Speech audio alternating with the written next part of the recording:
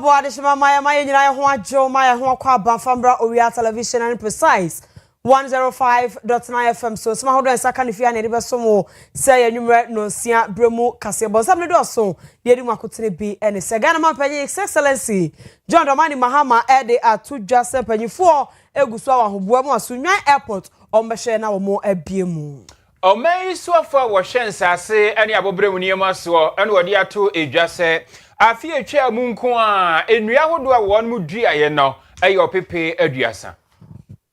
Professor J Nana Opoku Ajima wono na vice president edema o my Ghana de atodwa saban no ede hihye agua kwamu aban nweku ahodo nyina obi aba be ye adwuma na waye ne yie dankuma wo mra se bedwa fie ene mode ato aban no animu se anyina ho odinbo a ekosoro no wonhwe anya ho adwuma se de be ye nwuma ahodo no ebetumi agina ne nan so yera governance kwame agbozanso na yesoafo a wo hwe akwan ne akwantepon so se aban ne big push project na boa pa ema ni padodo no anya adwuma aje kanifo abedi akire adima edonkuma wo mra se bedwa fie ene wo kire se wonom beto akoso akon adiama nananum kokko akuafo kopem se de wonum ehia no aban edebema wo kokko akuafo ho nsam yi ena ma Dr. Isaac ya opogu so ba bonte se aban na ntie de omo kan de a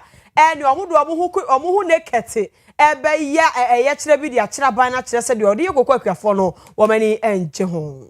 wonum a apomudin fam ehwese enhyehyeye ene emra efa apomudin ho manfo behwe no ade be ye adwuma wo kire se enyumaku ahodo bi wonum ehwe yade de nanso sanhye no wonum aniso omunitumi krata entomu etu wonso sa yenim se ye Kaseɛ Burkina Faso man no de abetu dwase se de wo mo emfa entosi fro mo man ni mu enko aman hodo bi aso ye Kaseɛ panyifo wo man mu echesa hwia we ni susa so bone ere beba yeso nwure sembo yi ni afoforo ka ye bi editie na ya sonso de asoma ye de beso so Owia TV ene afi precise 105.9 FM nwure no sia Kaseɛ bona se no ye be madwabe rural bank omo na so ya se nwure ede Kaseɛ boy bromide ede adwoa nyako abro no nwure mene Nana Kwame Achiman Opambo ye frase na nsam no ye domu asuko ye frase e wo Ghana man panyi his excellency John Dramani Mahama na mampanyi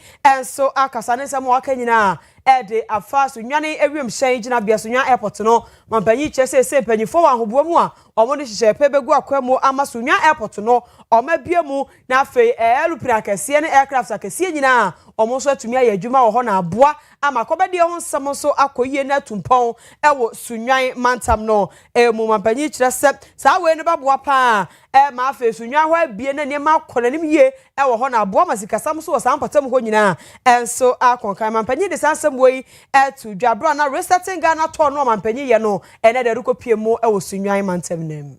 sunwan airport dada ewo ho no say apem wo hwe runway near 1.5 kilometers. And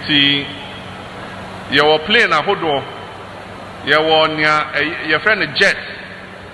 I just said the engine no at a a jet engine. And your one year used to say Wofana Odeda and Ajono. And no our propeller Danny no home. Na Osha runway na and what into jet planes into me and Maha. Into plane now, what they be free and crying to say Africa world. Hey, to me, see Kumasino, and to me, see her. If we say Mrika Edebano, runway no, and what a Titia, and to me, Jina and Sana runway no Asan. And tonight, I say, Osha airport no, sir. Yeah, say, I say, yeah, cha runway na kahon. Na ayetentia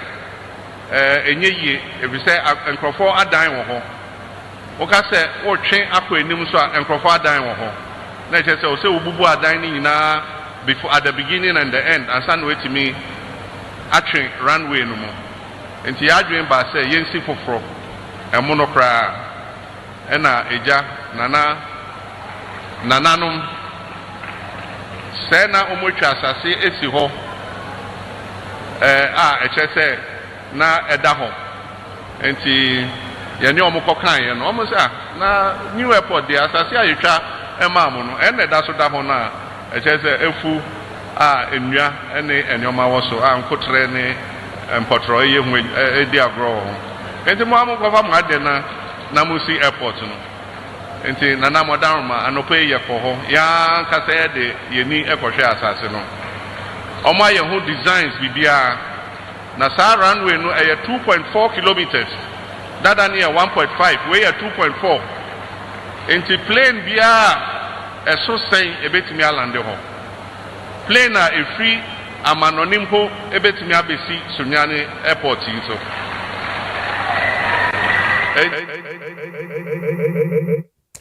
Ghana Mampenyi John Dramani Mahama ne atene kana se we no foforo kra enu abubesi fi se dada no Sunyani airport mprepre de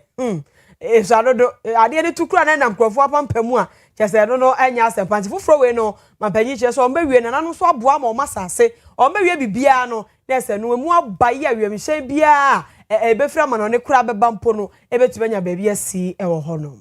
Ghana Mampenyi John Dramani Mahama area to ejwade ntiama ho akohia se Ghana fo ye besanso akoto santeni akotro yendi bio na afei ye sim card no ya sanso ade a register Mampenyi ekire se wo hwe sim card registration a abandada no abreso wonmo eye abotaye ntia wonmo eye nyade se emprempren ebetumi asom sa tebia no na wasesa wo hwe kanesuafo a na wo hwe nkitanwudie ene abafo kwen efa so esesa niema ensemsomame eslawusu ena afa panyimpa na otua National Identification Authority anona na wonum ntem enwo anunti no enamso ama obi agina nefa ene woye ne de ena wensu gina nefa woye ne de enti senka wonum betumi aka bom na mwatumi adi juma edi aboa o my Ghana na sim card registration no atumi aboa mankofo a wonum nam so yebukata ne de keka ho no womu atumi ai wonum afiri mu no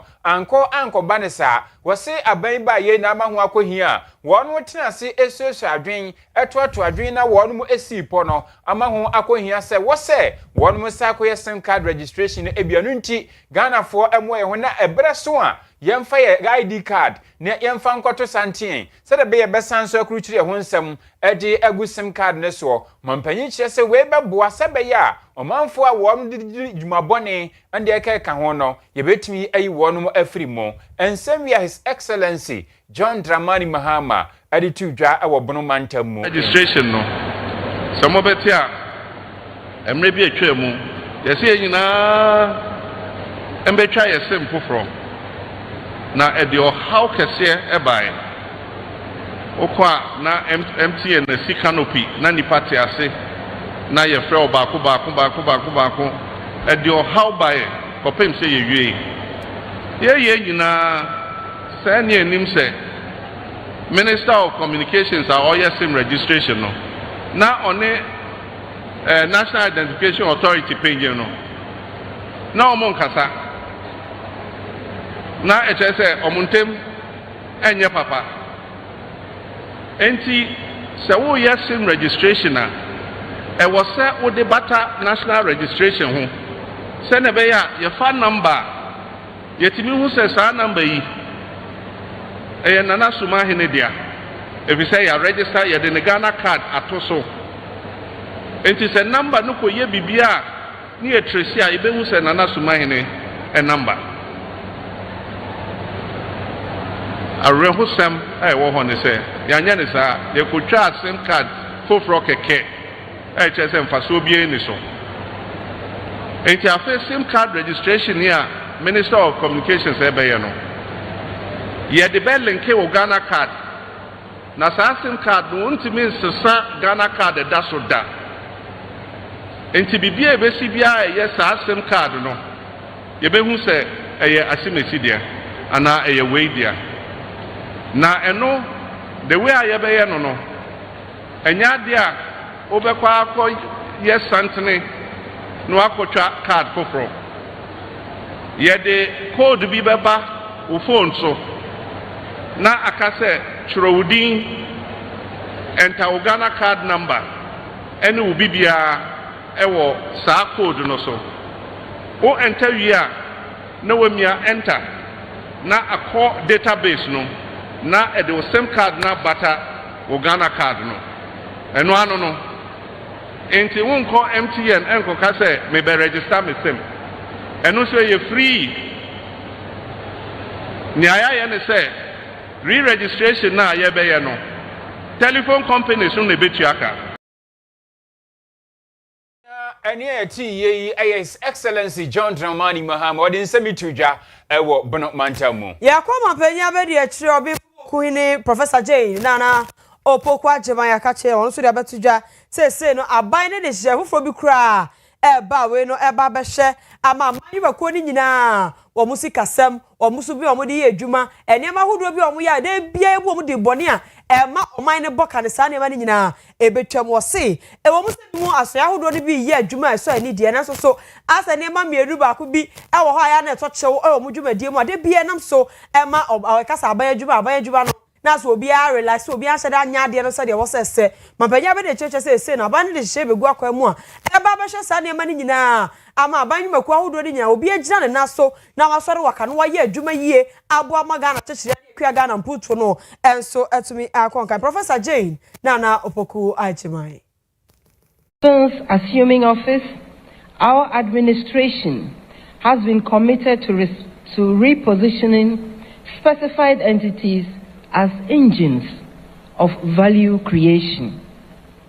Legacy issues and past operational challenges should not justify persistent underperformance.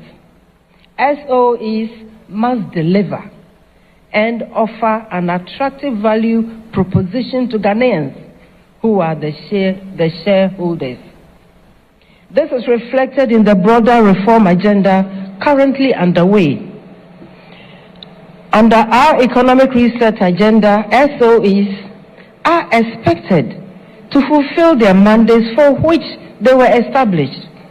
and to exemplify the performance-oriented culture. Aban na tena ye no muponti enam so ye yi sa tena ye no e wo se adwuma e foto mi ye ho adwuma yie na aban no so eni etimu po no wo no etimi ba mu no ebu amagana kwaso tire esi o de san hye ye we no ba begu akwamu Vice President Professor Jane na opoku ajemai So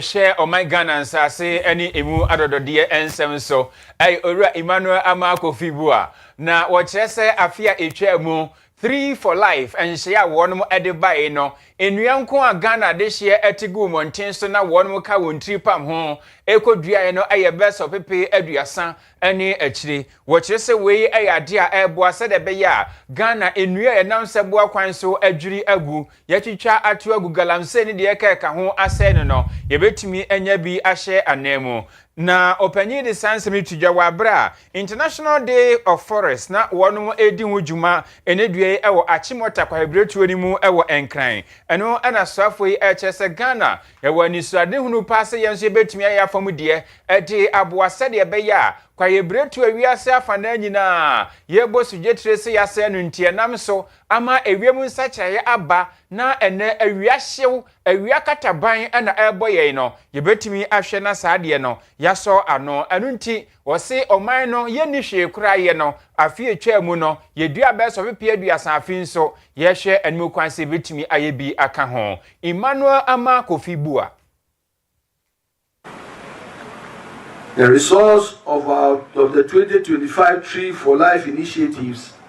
ladies and gentlemen, I'm proud to say, speaks volumes about our commitment as a country.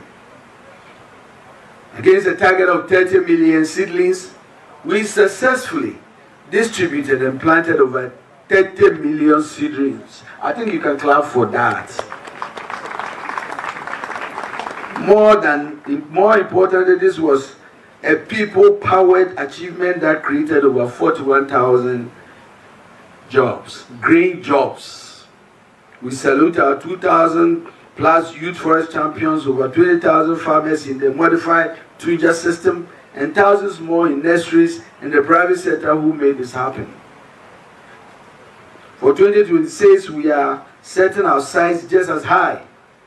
with another target of 30 million seedlings.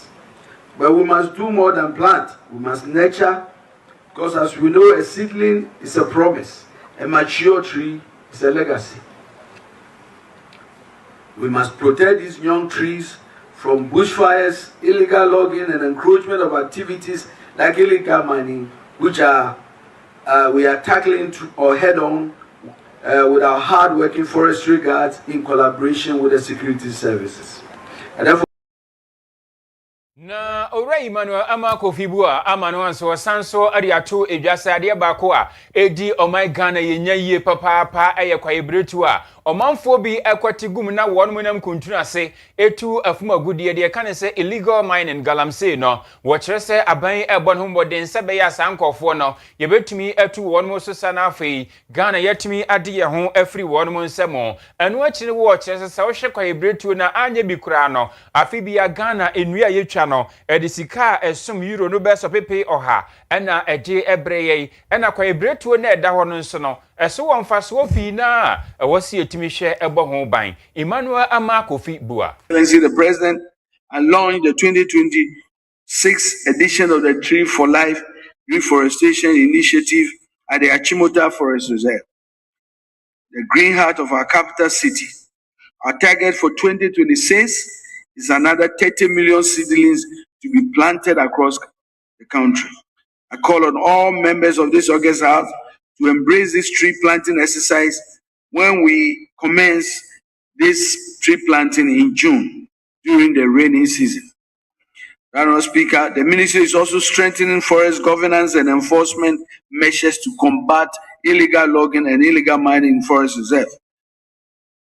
Emmanuel Amakofibua elembele mpesua somra shibedwani onukro ya yeswafo a wo hwe omai Ghana nsase ene emu adododie so ene wode sansemi tudwa osofo no so hwe akwan ene akwantepo ho sam so wode governance kwame agboza na wono so ede atudwa se aban no big push program no a wo ye no enam so ma se nipa dodo na enanya adwuma aye wo chese nipa ebayes 500,000 enam big push so omonso enya adwuma aye wo chese contractor bia ombama no contract no wono so wan fa nipa ebitimi fa nipa bayes apemumpo ne chese abebo de akwanya abeto ama nipa dodo na enso enya adwuma yo de sansem we atudwa abro na ne dai mampanyi John Dramani Mahama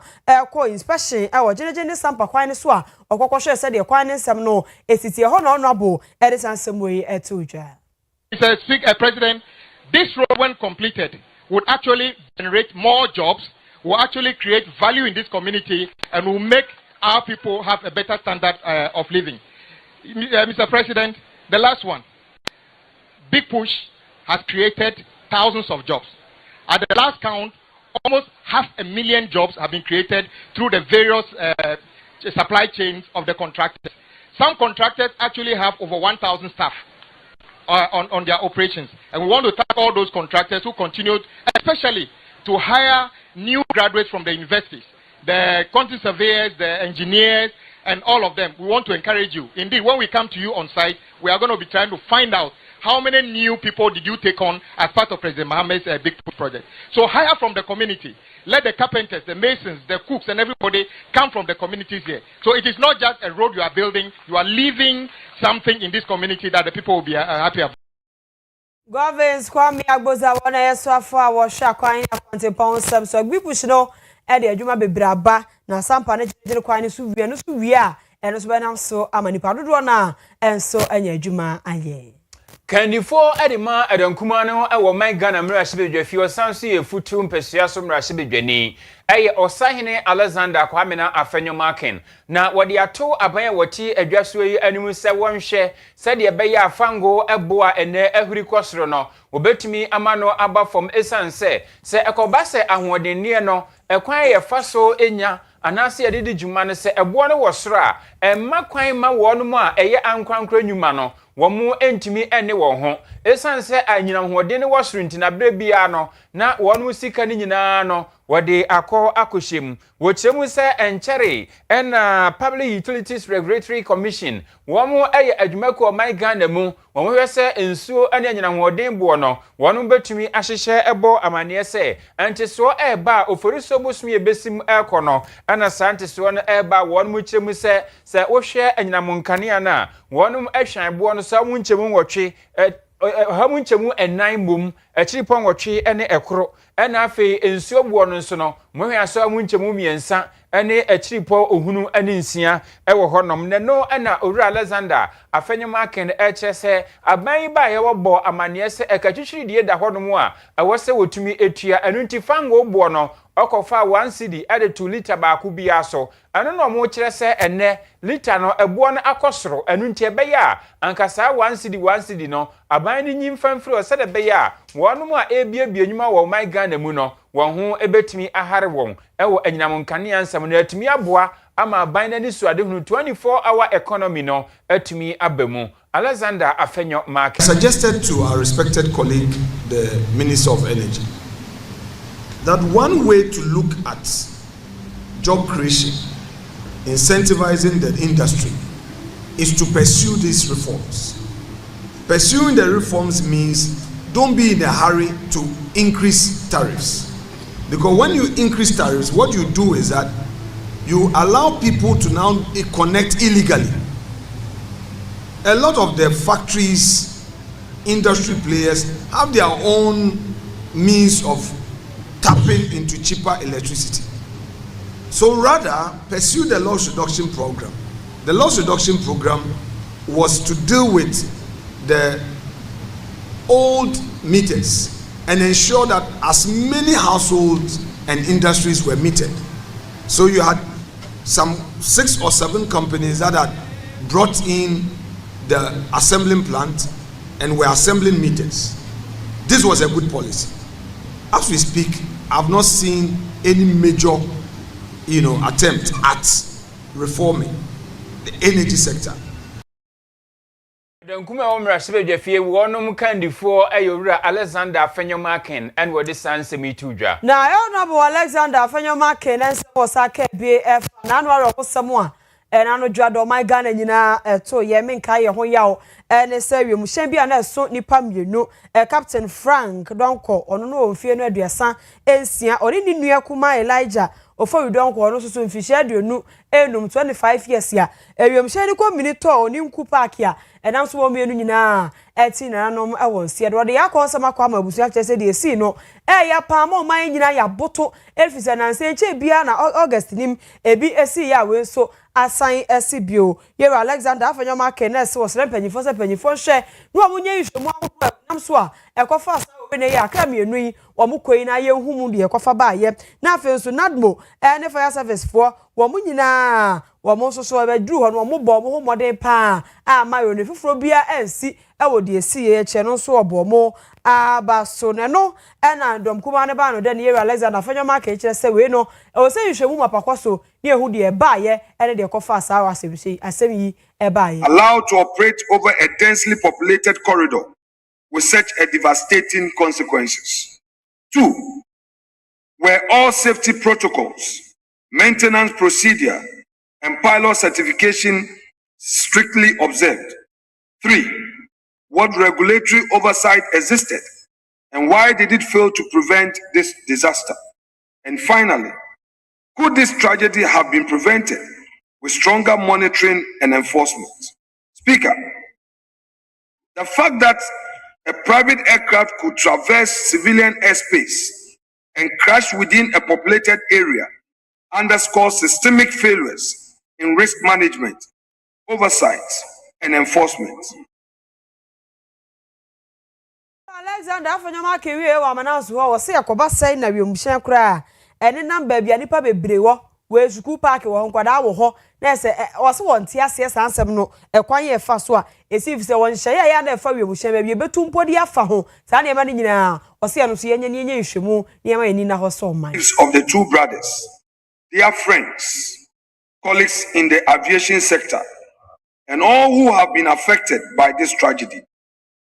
These were cherished sons of Elder Frank Kwabna Donko, founder of the Hebron Prayer Camp. May the Almighty grant comfort and strength to the family and all who mourn. Speaker, by the grace of God, there were no extended casualties. The school children, teachers, and members of the public on the ground were not harmed. But let me, on behalf of my colleagues, acknowledge the swift and heroic response of teachers, members of the public, and first responders, including the Ghana National Fire Service, the police, and NADMO, that ensured that the fire was contained and no further loss was.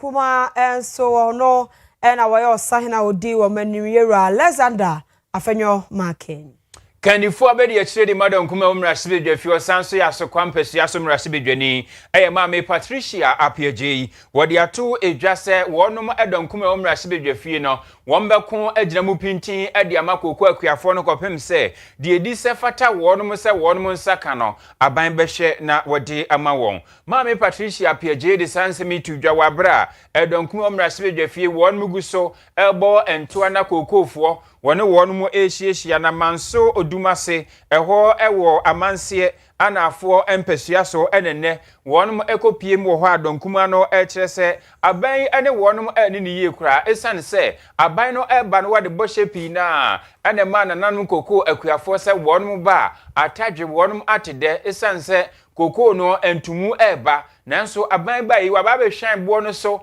ama no ekofom eno na wo kyerɛ sɛ nananum akuafo kora ne sɛ wo hwɛ akande ahodo a wonum eto na wade ye koko no ho adwuma ne bo no ahuri kosoro dada anu ntina nka wo hwɛ anu kwan sɛ nka de disa fata wo no aban de bema wo no watumi ade atuatua ho ka nanso aban asa abete so anu nti ɛna wonum ani apɔkyere wo ho a wogu so ɛko ɛde ama koko akuafo no Mame Patricia Apiaje. Yebra, Osani, Afenyo Market, Nigeria, Edema, Nagawo, and I Yabesium, I was saying, a B, a counter,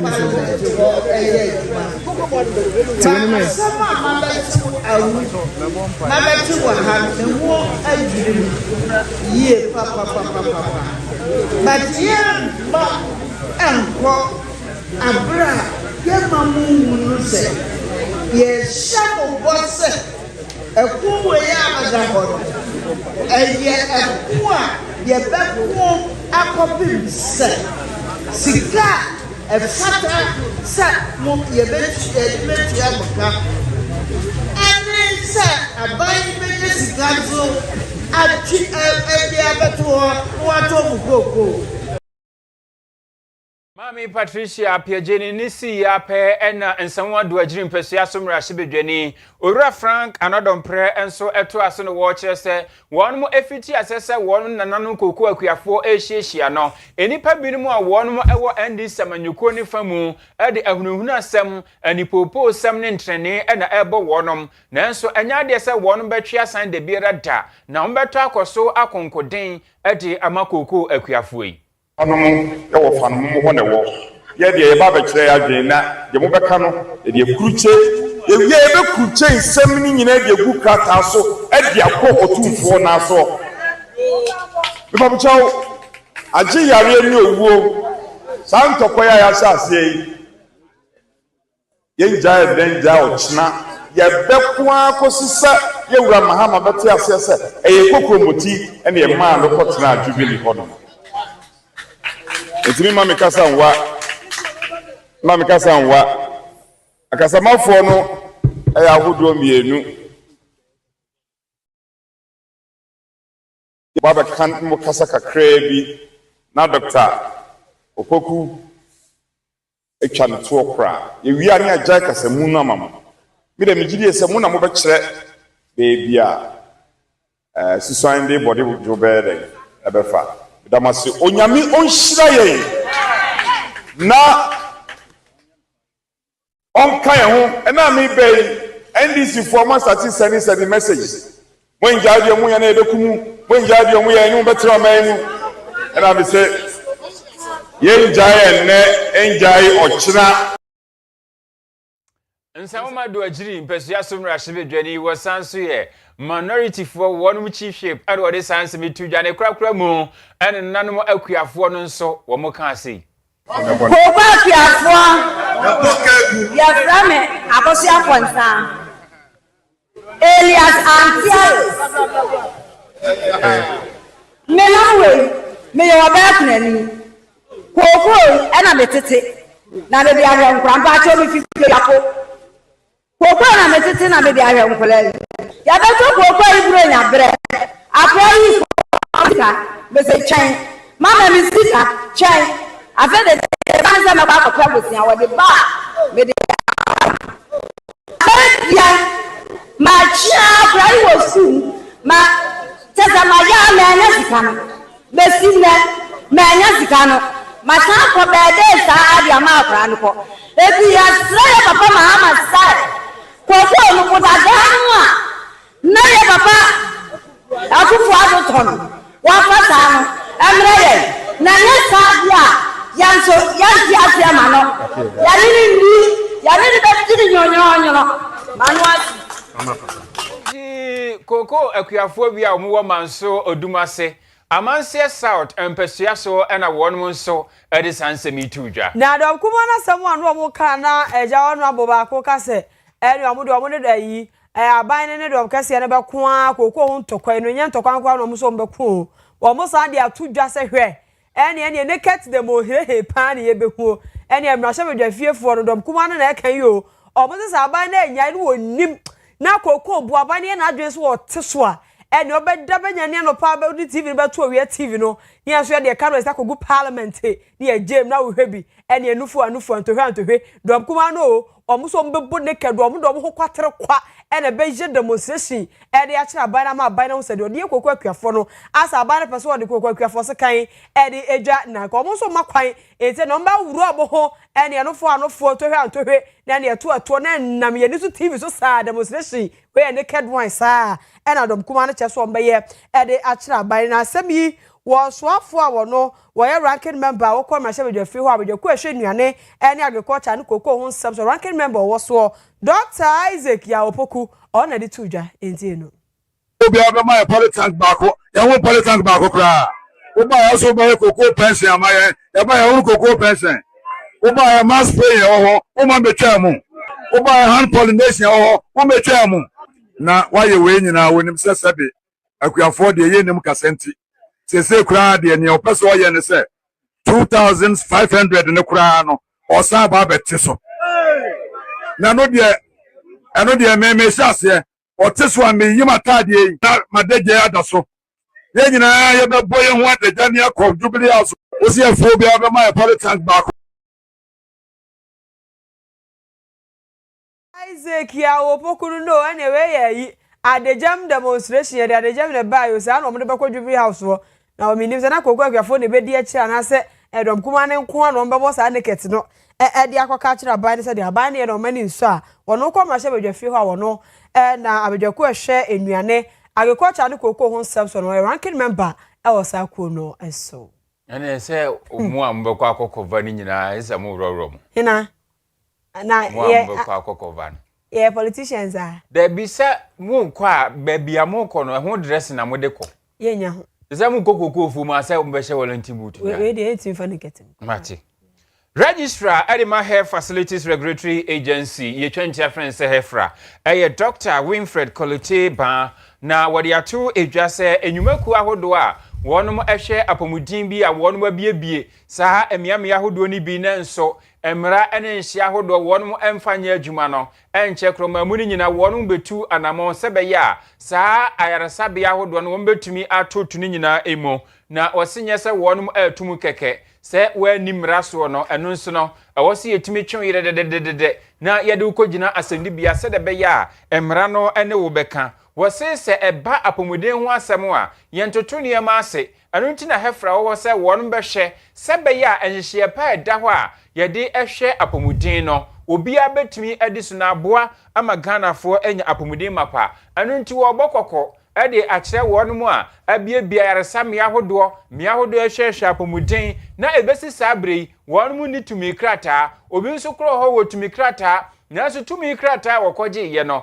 adwuma nkasa wose wode ye no enye no ene wode eye ene binum nso kra wo ho a wonum adwuma no aye bibia ho wosese saa nhye no wani so a wonum nyina no wobekọ wonso ahwese emra no wode ebedi wonum Dr. Winfred Kolete Banin we want to do is to have a partnership with you to engage you in the work we do in our regulation. We don't want it to be a one-way thing. If I say do this, do that, and they are always no. We want you as stakeholders, as partners. You cannot sit down and be providing service without a license. The new HEFRA, we will not allow you. You cannot. You cannot mess with us. So there are consequences for non-compliance. What are the consequences? Immediate closure. You can also have a fine, so we call them administrative fines. Sometimes we can also, depending on the seriousness of the offense, we can also take you to court for criminal prosecution. Pathway to our shared commitment starts today. Register or renew your facility license with HEFRA, review your compliance status, and address any gaps. Engage us to support you and be part of building Ghana's world-class health system. Dr. Winfred Koleteba wano and a registrar at the Health Facilities Regulatory Agency. Yenta so na yenko edwadifo kabomko guta yenko makache na guta president Owia Clement Boateng ene guta ene dom kuma wa mahye bedwafie ekotra se kwotwetwe komo ho ene Owia Clement Boateng eseso bobu ho a ama edwadifo ebro mo ni nyina ebo amanyofo munyi twinyi adoa donkase ene dom kuma ni nyina eno amode santansa we no ebo wo mo kyese se obi firi amahodo so no ba krom ha no oba ba ye adwuma de Ghana ni ani kiri ni broni ni amanyofo enu amososo omoso no amodo omofa no amodo omosene ha ni ebo omakwa aba ni yakoto ni achia wo mo titu ni China fo ekuru amoma ba ye galamse asase yesu eno kwa no si etwa na wo no wo mo ba ni amanyofo ye bi mu hihye kire no amososo omoso ma ese no wo ma je Ghana fo adwuma nyina eye ese wo kwa man ni a hew abrofo age afa we ekuru ha konsura hia o ma je diafa eje se enkuta hodie nsem a wo maje small scale trade bojwa ni table bi sikura kane no ne e ma eto wodwami se obehia yanumfo ebi no de aguhwi baro mu opia no so twitwa se kroma adwuma na ma hodo so fo aba krom ha wo ma baje o mo ye no na guta president se so wodi nyina o de bodom kuma no ene dom kese re nya afisi amanyofo ye na aso sa ne ma ne so a amanaka Owia Clement Boateng entie no and the majority because it is you, the politicians, that have allowed these foreigners to flood our markets and then trying as much as possible to displace the locals and then take the market completely. A critical example is what we are experiencing in the mining sector. Now, all our water bodies have been polluted by these Chinese people. And these Chinese people are being brought by you, the politicians. The Chinese people are being brought by you, the politicians. Because it is said oftentimes that both the minority and the majority are being blamed for the galamsey that is going on, because you have your people doing the galamsey. And Clement Boateng we en was see him say no sika krabi about time Bank of Ghana de ababa to just omo policy rate no say swate ababa do 14% na so adwadifo ohura mane guta president say bank no omo so ma adwadifo besi kakra emo omo so adidi omo dwuma no pacho dwabi rura bank ka ho ye de entesa bank kaye no omo kwaje bosia na interest ye da so atwa bo a omo de ma adwadifo no omo nya kwaje besia no kofa na omo to nwa sika ni nyina o e no omo de ko tua kasa tua interest e de count omo sre say no Bank of Ghana de abatu dwa say policy rate no aba form no ko omo sre say besia ne so interest no wo so no ketimi a e ba sengrede gate kura mo omo a ko mani beje fi semprempre no o chasa bank bi age 22% ebi kwa akwaje 24% esa na he adwadifo na madwuma no omo ye no de bia na akwakoye hand to mouth eno so entie no rate, which used to be 15.5%, has again been slashed by 100 basis, and it's currently at 14%. Even though we know that the commercial banks, as far as lending rates are concerned, are not, responding very well to the lending rates, because once policy rate keeps going down, we expect a corresponding decrease in the lending rates. But the situation that is pertaining currently, I think it is not the best. I just spoke to some commercial banks this morning to find out from them their current lending rate, and some are lending as far as 22-24%, which I think it is not the best. Even if we have to talk about the previous policy rate of 15.5%, I expect them, to be doing well in their lending rate. Clement Boate, one on air president at the Majority for Kabomuko Guta. Corporate governance expert was also a Emranimuni, was also a penimpa, was Shena dear Ewa Gimpa, Ura, a year Kwaku Anane Jinde Doctor, Anna Wadi Atu Idjase, Assembly Supreme Court, Ebua, say Ekobase will be Ekofa Abamu Dibia Bia, and Manimuna, Najapadia Hodo, one chair Amagana Funyine, the can say asset declaration, and Nukopiemu, Ewa Assemdibia. Na court no said your mokase adumbrebi wo ho bosuminsia ansana se wan kire a eno ye betundu akogina mra no wo kire se nte saa eno no wo se enwanimu na wo kire se mentema ye baako no wo bomomienu me bag ye sei efie ene niema ahodo awo ni nyina no wo kire ansana wakofa dibia no na Owura Mensa Thompson wono any executive director Edema Alliance for Social Equity and Public Accountability ekwo etwanitia friend say asepa ena wode ekotumu ewo Supreme Court to say one mu nchirechire mu ai say beya ntiase betun ye adwuma na eno na Supreme Court o kire say okofa aban mu dibia animanimu na kire ne ma wo ansa na wakwa akofa na no ena Dr. Kwaku Anane Jinde kire say court ne de abekasa nemo ye obibi friend say mandamus sa mandamus no sa wanko techire pa ene e court na kade enso anya adwuma enya de foforo uhwe 1992 constitution no mu a article 286 e kire say obeye public officer e mo say we declare asset odi tuja wajapade awo e ka wudie the constitution no entimi nko into details ena yakoye mra at 550 of 1998 eno na be chirechire mu ye yemfa wentua enti act no so asusu dia say ye power say be ye public officer in Ghana e was say o declare your assets any liabilities e ka odini amamfo odidi wonka e was say o declare ni nyina na e was say constitution no chire say it shall be made before taking office. Constitution no asisu dia e was say we declare ansa na wa sha adwuma no mpoase o. Oh, okay.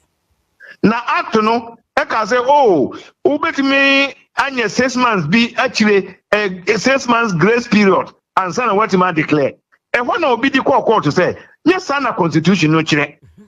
And the court no emfa chire mumra samra mienu we fa na was say ye diso. Na nemra no e kire wo Ghana ne say embra bia oni constitution no buabra no samra no e wo say etugu eni nyina so bam entina Supreme Court no ka say ne omoye no it breaches article 286 of the constitution e koye santo dia embra bia eni constitution no fa bia be buabra no samra no e wo say etugu e wo say ebogu enyemra eno na constitution Supreme Court no e ka nura no mini omudo so bo minana office president, vice president, ministers, managing directors, CEOs, custom officers are trust from rank, presidential staffers, MCs ni DCs, omunyina eka ho, shira board ka ho, police officer, and they say military near ya secondary to a public office. Abusia we a corporate governance expert or sansu a legal practitioner. We senior lecturer ewa Gimpa law faculty Dr. Kweku Anane Jinde. Ye call Upper West Mountain na honso na pomdi adwuma efo wo ho omompanyifo ede ababe tuja so ba mantam ni mu a omoso omo how pa fa pomdi ho nsam emu na omokoso kire mu se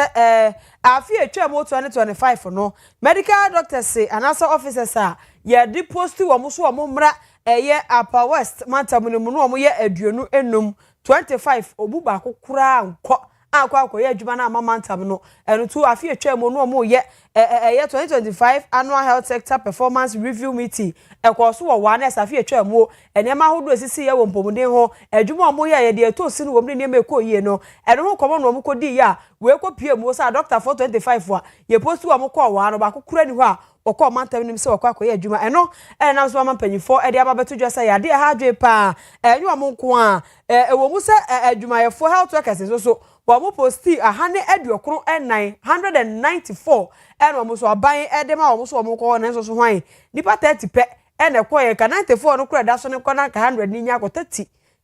eno omo ko ye omo che se wo bampatam ho a bamba won sam no ti a ene etikọ fom ene nam so amampanyifo ni abra wo mo nso eka sa assemble na regional minister wo ho no mo hwe mpomde ho sab so Ewura Charles Luwanga Pojen wono eno ne yekasae of health worker attrition remains worrying. In 2024, about 190 health professionals were transferred out of the region, and in 2025, that number increased to 194. So if you put it together, almost 400 people have left the region. This continuous outflow of skilled personnel places enormous strain on the few who remain and threatens our capacity to provide equitable and quality healthcare services.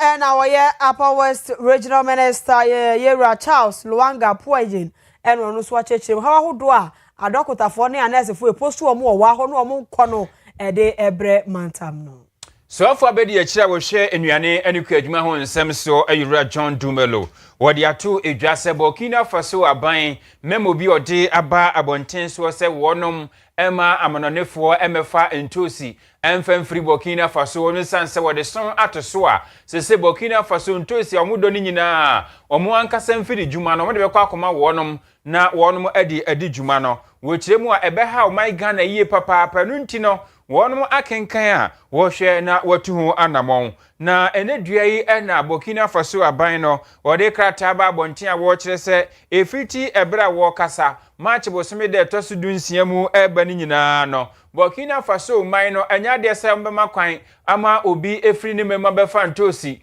ede efri ho anase wo mokra no o matam ntosi dese ede akọ omafufuro mu akoton na wasi wei ayade a wonom ayese enfiridwuma ho no betumi anya santos ni bi ede ama wonom atumi adane danim na eno aye special export authorizations anhyeya wonom ede aba ensunsanso a ebenya ewo my Ghana so no esunye papa pesan sen kontabuo mu akirese Ghana afibia na yetablisika esum America dollars ne beso pepe ahanan $400 million and yede kokra ntosi edi free Burkina Faso mamu eba ntosi edi ewo man Ghana mu no emu ohamu nchemu adi okono eho na efri eba na no Ewura John Dumelo echese we ya ekoso no ebenya nsunsuanso party Ghana aban ebehwehwem no wato akoso ene Burkina Faso man no atimi edinkita won sebe ya se ekwan bi wo ho betumi abo ato ho a wonom atimi ayenesa na wase enya no nkoani anamo a aban no etu Ghana aban etu anamo se eni ankasa eba entosi na yebetumi adua ewo man Ghana mu na afimu ni nyina enkoba ne se ebere kakra bi na yeti ntosi wo Ghana de aka ni nyina na yekokraba osim premprempo woni nanan makuafo binom ahia mu ewo atifi mantamu a wonum atoato adwene kwane a aban no betumi afaso no wakọ wonum amoa sebe ya afimu ni nyina wonum betumi adua entosi ni bi na no ntim premprem de ye de ni nyamai na enso Burkina Faso aban wonum ne womu ebedi engita won se de be ya ebetumi anya kwan kakra ede ato ho asemi ho ama Owia Kaseɛ bo ye ne chairman a ono da tomato cargo importers ano Yewura Kofi Adoma ko mensa edi nkomo no no so awesa hye ano se ye hwe ni mu se anhwe yi a ene okodwamu antosi no bo no eba be kosoro pa anhwe so be kakra ne nya bi kura na ye de edi yedwuma eno nti no wosrese panyifo nhwe panyifo ka biewom na putupuru ya wo mo pa kwan a wo mo ne boki na ban ne bekwa kasa ama sa suspend hi ye de atuntosi wo mo de beba aman huru nyina so no o mo maso frisa anhwe yi a o man yi edi owe ne pa ebebre se na mebre akacho no to suro emu ha mabu pan aduokron 90% bokina ene ekofa firi ede baga na anu ye dwadifo ekofa bia no so ho asem ekoye bebre bi fa ho kra eti na nanom ewonse adwim wo chese panyifo hwe na ni wani mu ya wo mu ene bokina ban no kodi nkobo na suspension no wo maso nya sa dia Ghana ede we ne kese ene bebre to si bo ba be kosoro ye hwe ni mu na edi animu Owura Kofi Adoma ko menso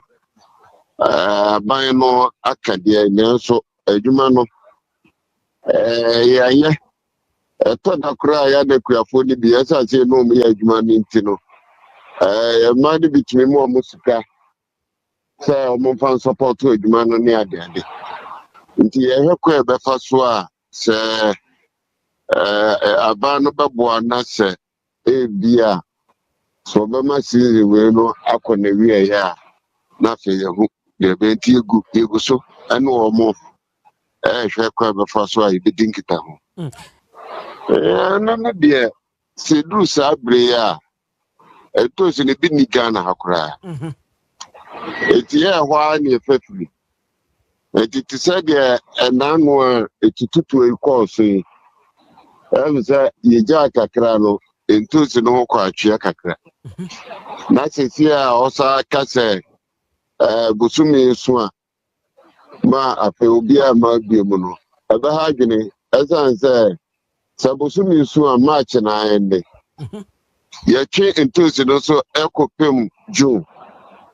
enti eba sa hwe maje Kofi Adoma ko mensa wono na ye chairman de ma tomato cargos importers no so de semi atejai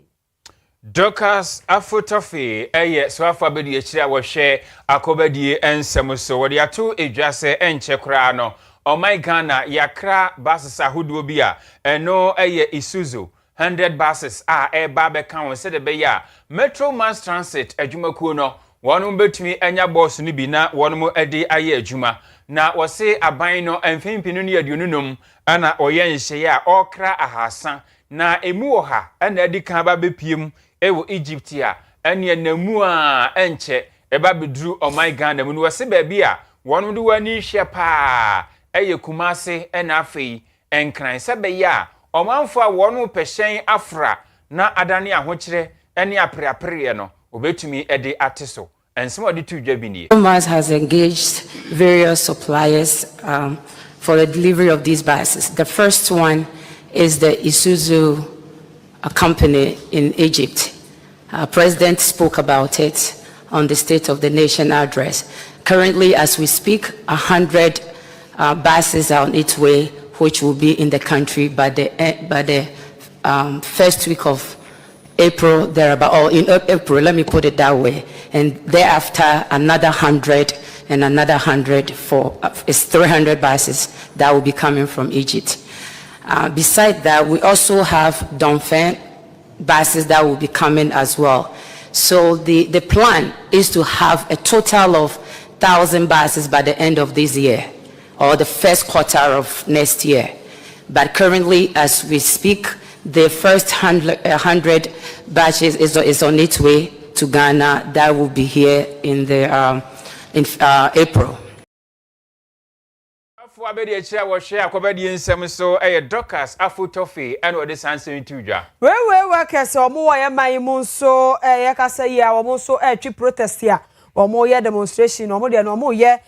wa so ye hwe akobadi onsem so atena ye wo enkran omo kire se aban ne do omo koma ye adwuma bebro afe ene fa abosumi edunum akatua ma ye no tiro mani abra omo so etwe sa protest ni enyo omo nko a adwumayefo bi omo hotama kuma setakura de ne takọ nyina e na akabo mo omo tu sa na mo omo so omo kacha ban no sa ban ne hwe na da maka no de omo no wonfa mo omo fise bi ya wafo ebi ya abusuo ma chiginafo omo hi omo sika e de ya de opani akatu ase no omo bre 15 months aban ni tu omo sika emfa emo omo yekwai yenkotu omo nsem omo di tu dwa bra no omo ye demonstration. We have 853 workers.